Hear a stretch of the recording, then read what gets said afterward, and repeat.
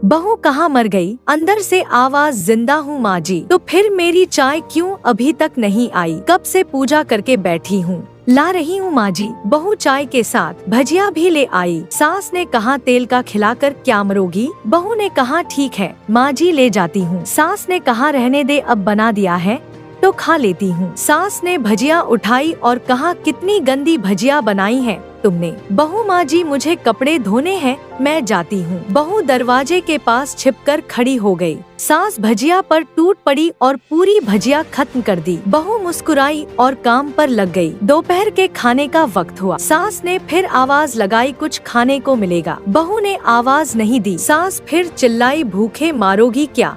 बहू आई, सामने खिचड़ी रख दी। सास गुस्से से, ये क्या है? मुझे इसे नहीं खाना, इसे ले जाओ। बहू ने कहा आपको डॉक्टर ने दिन में खिचड़ी खाने को कहा है, खाना तो पड़ेगा ही। सास मुंह बनाते हुए, हाँ तू मेरी माँ बन जा। बहू फिर मुस्कुराई और चली गई। आज इनके घर पूजा थी। बहू सुबह 4 बजे से उठ गई। पहले स्नान किया, फिर फूल लाई, माला बनाई, रसोई साफ की, पकवान और भोज बनाया। सुबह के 10 बज गए। अब सास भी उठ चुकी थी। बहू अब पंडित जी के साथ भगवान के वस्त्र तैयार कर रही थी। आज ऑफिस की छुट्टी भी थी, उनके पति भी घर पर थे। पूजा शुरू हुई। सास चिल्लाती, बहू ये नहीं है, वो नहीं है। बहू दौड़ी दौड़ी आती और सब करती। अब दोपहर के 3 बज गए थे। आरती की तैयारी चल रही थी। पंडित जी ने सबको आरती के लिए बुलाया और सबके हाथों में थाली दी। जैसे ही बहू ने थाली पकड़ी, थाली हाथों से गिर पड़ी। शायद भोज बनाते हुए बहू के हाथों में तेल लगा था, जिसे वो पोंछना भूल गई थी। सारे लोग तरह तरह की बातें करने लगे। कैसी बहू है, कुछ नहीं आता, एक काम भी ठीक से नहीं कर सकती, ना जाने कैसी बहू उठा लाए। एक आरती की थाली भी संभाल नहीं सकी। उसके पति भी गुस्सा हो गए, पर सास चुप रही, कुछ नहीं कहा, बस यही बोल के छोड़ दिया, सीख रही है, सब सीख जाएगी धीरे धीरे। अब सबको खाना परोसा जाने लगा। बहू दौड़ दौड़ के खाना देती, फिर पानी लाती। करीब 70-80 लोग हो गए थे। इधर 2 नौकर और बहू अकेली, फिर भी वहाँ सारा काम बहुत ही अच्छे तरीके से करती। अब उसकी सास और कुछ आस पड़ोस के लोग खाने पर बैठे। बहू ने खाना परोसना शुरू किया। सबको खाना दे दिया गया। जैसे ही पहला निवाला सास ने खाया, तुमने नमक ठीक नहीं डाला क्या? एक काम ठीक से नहीं करती, पता नहीं मेरे बाद कैसे ये घर संभालेगी। आस पड़ोस वालों को तो जानते ही हो ना साहब, वो बस बहाना ढूंढते हैं नुक्स निकालने का। फिर वो सब शुरू हो गए, ऐसा खाना है, ऐसी बहू है, ये वो वगैरह वगैरह। दिन का खाना हो चुका था। अब बहू बर्तन साफ करने नौकरों के साथ लग गई। रात में जगराता का कार्यक्रम रखा गया था। बहू ने भी 1-2 गीत गाने के लिए स्टेज पर चढ़ी। सास जोर से चिल्लाई, मेरी नाक मत कटा देना, गाना नहीं आता तो मत गा, वापस आ जा।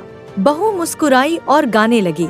सबने उसके गाने की तारीफ की, पर सास मुंह फुलाते हुए बोली, इससे अच्छा तो मैं गाती थी जवानी में, तुझे तो कुछ भी नहीं आता। बहू मुस्कुराई और चली गई।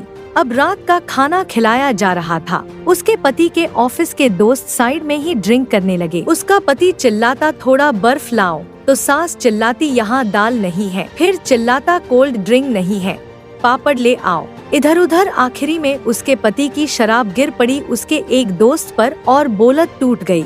पति गुस्से में 2 झापड़ अपनी पत्नी को लगाते हुए कहता है, जाहिल कहीं की, देखकर नहीं कर सकती, तुझे इतना भी काम नहीं आता। सारे लोग देखने लगे। उसकी पत्नी रोते हुए कमरे की तरफ दौड़ी।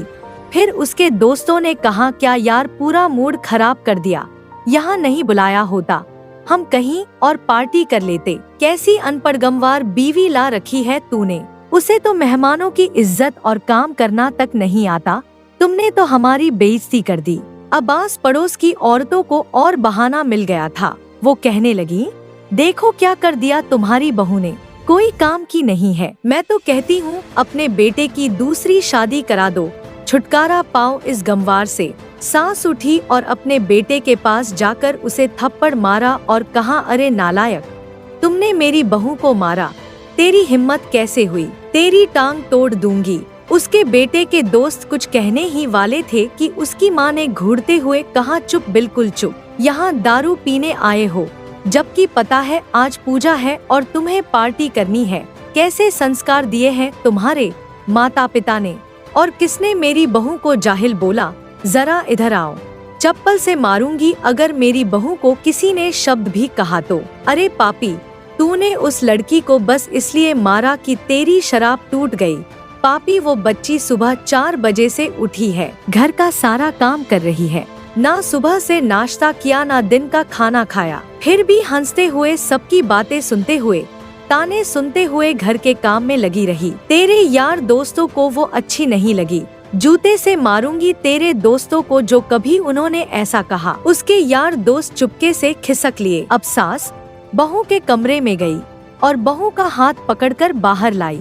सबके सामने कहने लगी, किसने कहा था अपनी बहू को घर से निकाल के दूसरी बहू ले आना, जरा सामने आओ। कोई सामने नहीं आया। फिर सास ने कहा, तुम जानते भी क्या हो इस लड़की के बारे में? ये मेरी माँ भी है, बेटी भी। माँ इसलिए मुझे गलत काम करने पर डांटती है और बेटी इसलिए कभी कभी मेरी दिल की भावनाएं समझ जाती है, मेरी दिन रात सेवा करती है, मेरे 1000 ताने सुनती है पर एक शब्द भी गलत नहीं कहती, ना सामने ना पीठ पीछे। और तुम कहते हो दूसरी बहू ले आऊं। याद है ना छुटकी की दादी अपनी बहू की करतूत। सास ने गुस्से से पड़ोस की महिला को कहा, अभी पिछले हफ्ते ही तुम्हें मियां बीवी भूखे छोड़ घूमने चले गए थे। मेरी इसी बहू ने 7 दिनों तक तुम्हारे घर पर खाना पानी, यहाँ तक कि तुम्हारे पैर दबाने जाती थी और तुम इसे जाहिल बोलती हो। जाहिल तो तुम सब हो जो कोयले और हीरे में फर्क नहीं जानते। अगर आइंदा मेरी बहू के बारे में किसी ने एक लफ्ज भी बोला तो मुझसे बुरा कोई नहीं होगा, क्योंकि ये मेरी बहू नहीं, मेरी बेटी है। बहू सिसकियां लेते हुए फिर कमरे में चली गई। सास ने एक प्लेट उठाई और भोजन परोसा, बहू के कमरे में खुद ले गई। सास को भोजन लाते देखा तो बहू ने कहा, अरे माँ जी आप क्या कर रही हूँ, मैं खुद ले लेती।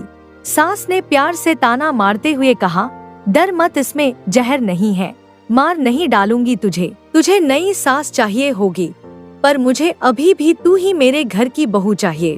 बहू ने अपनी सास को रोते हुए गले से लगा लिया। सास भी रो दी पहली बार और कहा, चल खाना खा ले। फिर मजाक करते हुए कहा, फिर मेरे पैर दबाने चले आना और ये ख्याल मन में मत लाना कि सास पैर बोलती है।